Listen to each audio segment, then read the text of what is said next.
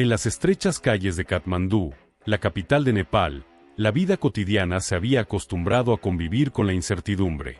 Sin embargo, lo que ocurrió en los primeros días de septiembre marcó un antes y un después en la historia contemporánea del país.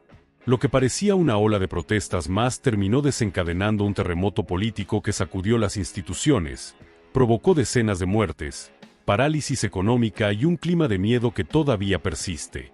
Este es el relato de cómo Nepal pasó, en cuestión de horas, de ser un destino turístico en plena temporada alta a convertirse en el epicentro de una tormenta política que dejó a millones de ciudadanos al borde del colapso. Cuando las imágenes del Parlamento en llamas recorrieron el mundo, la idea de un cambio en la cúpula de poder se volvió inevitable. El entonces primer ministro, K.P. Sharma Oli, había perdido el control de la situación. Los manifestantes no solo pedían su salida, lo exigían con una intensidad que las fuerzas de seguridad ya no podían contener. La renuncia llegó tras días de caos, y en medio de la incertidumbre emergió un nombre inesperado, Suchila Karki. Es jueza y expresidenta de la Corte Suprema, Karki fue designada como primera ministra interina, convirtiéndose en la primera mujer en ocupar el cargo en la historia del país. Su designación no fue producto de largas negociaciones políticas, sino de la necesidad urgente de llenar un vacío de poder. La tarea que se le encomendó era titánica: gobernar un país sumido en la violencia, encaminarlo hacia elecciones parlamentarias previstas para marzo y recuperar la confianza perdida en las instituciones. El simbolismo era evidente. Por primera vez, Nepal depositaba su liderazgo en una figura femenina, ajena a las estructuras tradicionales de los partidos. Sin embargo, su llegada al poder se produjo en un contexto adverso. Las calles seguían en llamas, el ejército patrullaba la capital y miles de ciudadanos aún reclamaban justicia por la represión policial. El estallido social que desembocó en la caída del gobierno no fue un fenómeno aislado. Desde hacía meses, la indignación juvenil crecía alimentada por denuncias de corrupción, desigualdad y privilegios de la élite política. Lo que encendió definitivamente la mecha fue la decisión del gobierno de bloquear 26 plataformas de redes sociales, bajo el pretexto de que no cumplían con nuevas regulaciones. En un país donde la juventud organiza gran parte de su vida a través de estas aplicaciones, la medida fue percibida como un ataque directo a la libertad de expresión. Miles de estudiantes y trabajadores jóvenes tomaron las calles de Katmandú con pancartas improvisadas y teléfonos en mano, transmitiendo en vivo cada enfrentamiento con la policía. La protesta, inicialmente pacífica, pronto escaló cuando las fuerzas de seguridad respondieron con balas de goma y gases lacrimógenos. El 8 de septiembre se convirtió en un día negro. 19 personas murieron durante las manifestaciones, y más de un centenar resultaron heridas. Entre ellas, varios periodistas que intentaban cubrir los disturbios. Las imágenes de reporteros ensangrentados y de jóvenes caídos en las calles recorrieron las redes sociales, alimentando aún más la furia popular. Al día siguiente, el 9 de septiembre, el caos alcanzó su punto más alto. Manifestantes incendiaron edificios gubernamentales y medios de comunicación en Katmandú, atacaron residencias de líderes políticos y convirtieron la capital en un escenario de guerra urbana. El Parlamento, símbolo máximo del poder político, ardió frente a las cámaras de televisión, enviando un mensaje inequívoco: el viejo orden había colapsado. Las cifras oficiales hablan de más de 70 muertos y más de 2.000 heridos en todo el país durante la ola de protestas. Pero más allá de los números, lo que quedó fue un trauma colectivo.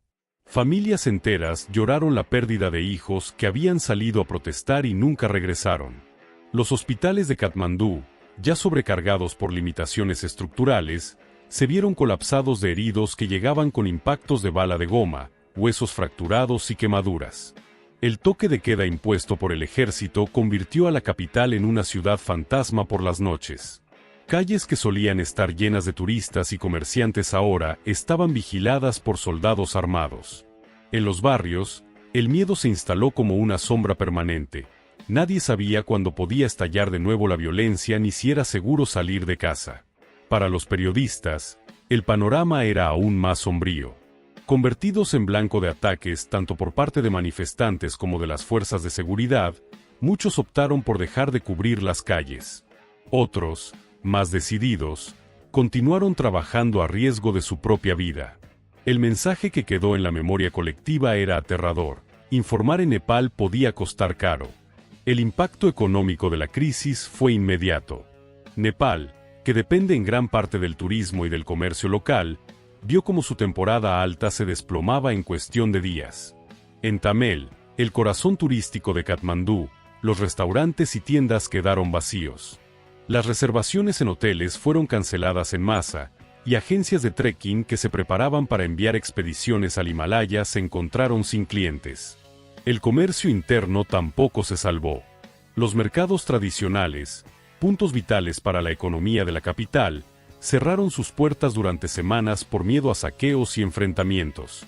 Pequeños negocios familiares, que viven al día, sufrieron pérdidas que difícilmente podrán recuperar.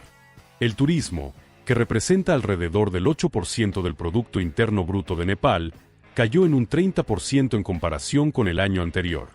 La imagen de un parlamento incendiado y hoteles de lujo atacados generó una avalancha de advertencias internacionales que desaconsejaban viajar al país. Para un destino que basa gran parte de su atractivo en la seguridad y en la majestuosidad de sus montañas, este fue un golpe demoledor. La violencia no pasó desapercibida para la comunidad internacional. Organizaciones como Reporteros Sin Fronteras condenaron de inmediato los ataques contra la prensa y exigieron a las autoridades interinas garantizar la libertad de información. Naciones Unidas y varias embajadas en Katmandú emitieron comunicados urgentes pidiendo calma y exhortando a la protección de los derechos humanos. India, país vecino y socio estratégico de Nepal, expresó preocupación por la seguridad de sus ciudadanos en territorio nepalí, especialmente turistas que quedaron varados durante los disturbios. China, por su parte, llamó a la estabilidad y recordó la importancia de proteger las rutas comerciales que atraviesan la región. Estados Unidos y la Unión Europea advirtieron que la violencia podía tener repercusiones en la cooperación económica y en la percepción internacional del país.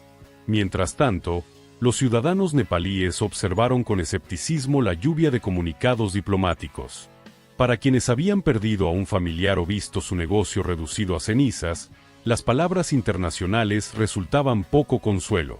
Sin embargo, quedaba claro que Nepal había entrado en el radar del mundo no por sus paisajes ni por sus cumbres, sino por su crisis política y social. La designación de Suchila Karki como primera ministra interina abrió una nueva etapa, pero también un mar de incertidumbres. Su figura representaba la promesa de un cambio, de un liderazgo que pudiera trascender las disputas partidistas y devolver cierta estabilidad. Sin embargo, su mandato estaba limitado en el tiempo y condicionado por las elecciones de marzo. Karki tenía ante sí un país dividido, con jóvenes decididos a no ceder, con instituciones debilitadas y con una economía herida. Su mayor desafío no era solo encaminar al país hacia unas elecciones, sino garantizar que en ese proceso no se repitiera la violencia ni se perpetuara la censura. La tarea era titánica, y la mirada de millones estaba puesta sobre ella.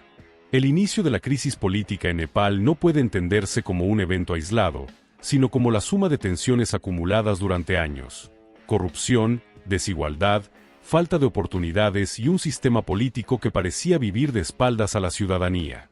La prohibición de redes sociales fue apenas la chispa que encendió una pradera seca.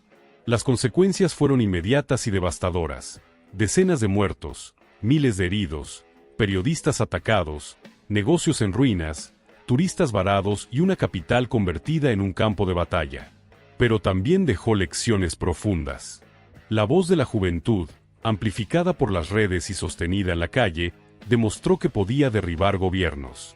La llegada de una primera ministra interina marcó un cambio simbólico, aunque insuficiente por sí solo.